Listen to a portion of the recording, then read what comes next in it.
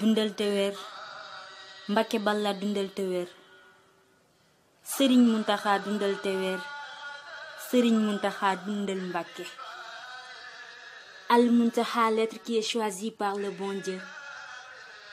Al Muntaxa, l'exemplaire d'office pour être un pur talibé. Ce mouride sadiq qui reflète en lui nous donne le courage de suivre ses ndigal.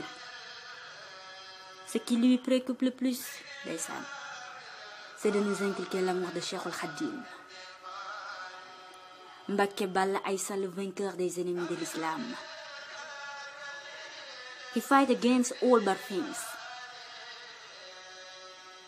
Sheikh Muntaxa is a wonderful creature.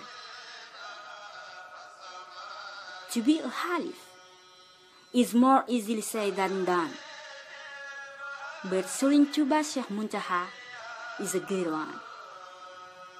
Do you know why? Because he is cheerful.